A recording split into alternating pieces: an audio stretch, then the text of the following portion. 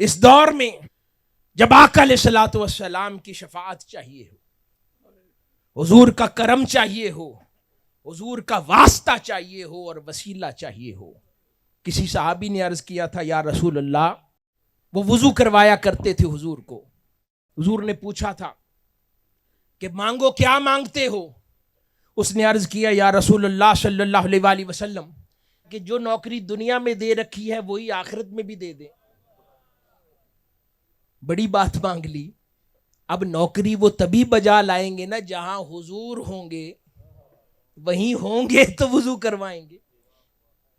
کہا کہ اچھا اگر یہ مانگتے ہو تو تمہیں دیتے ہیں، پھر میری مدد کرو کثرت سجود کے ساتھ۔ اگر ہم اللہ کے حضور اور آقا علیہ الصلوۃ والسلام کے حضور یہ استغاثہ پیش کرتے ہیں کہ حضور ہمیں بچا لیں، تو پھر اس دعا کے ساتھ ہمیں کچھ مستعد بھی ہونا پڑے گا، اپنے کچھ اعمال بھی سنوارنے پڑیں گے، اپنے اخلاق بھی سنوارنے پڑیں گے، اپنے فرائض و واجبات کی بھی پابندی کرنی ہوگی، اپنی زبان بھی نرم کرنی ہوگی، اپنا جھوٹا تکبر بھی توڑنا ہوگا، شخصیت میں نرمی پیدا کرنی ہوگی، عاجزی انکساری پیدا کرنی ہوگی، حضور کے عاشقوں والی خصوصیات پیدا کرنی ہوگی، دین کا مجاہد بننا ہوگا، اللہ کے دین کی نوکری کرنی پڑے گی، اللہ کے دین کی غلامی کرنی پڑے گی، آقا علیہ الصلوۃ والسلام کے دین کی نوکری کرنی پڑے گی، اللہ کی مخلوق کی خدمت کرنی پڑے گی۔ ان تمام امور کے ساتھ اپنی دعا کو طاقتور کرنا ہوگا۔ اس دور میں شیخ الاسلام پروفیسر ڈاکٹر محمد طاہر القادری کی قائم کردہ تحریک منہاج القرآن ان تمام خوبصورت پھولوں کا گلدستہ ہے۔ یہاں پر اللہ کے دین کی خدمت کا طریقہ بھی ہے، یہاں پر مخلوق خدا کی خدمت بھی ہو رہی ہے، یہاں تعلیم بھی دی جاتی ہے،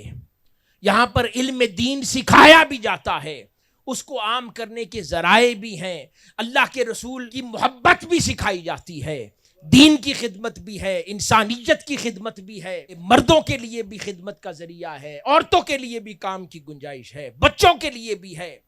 1000 مواقع ہیں۔ یہ وہ گلدستہ ہے، یہ وہ دسترخوان ہے، اس دور میں ہمارے سامنے موجود ہے۔ صرف ہم نے تھوڑی سی کوشش کرنی ہے، اٹھ کر آئیں، اس دسترخوان پر بیٹھ جائیں، اس سے استفادہ کر لیں، اس منہاج القرآن نامی قافلے کا حصہ بن جائیں۔ آج کے اس اجتماع میں کثیر تعداد میں ہماری بہنیں بھی موجود ہیں، مگر وہ اس پنڈال میں نہیں ہیں۔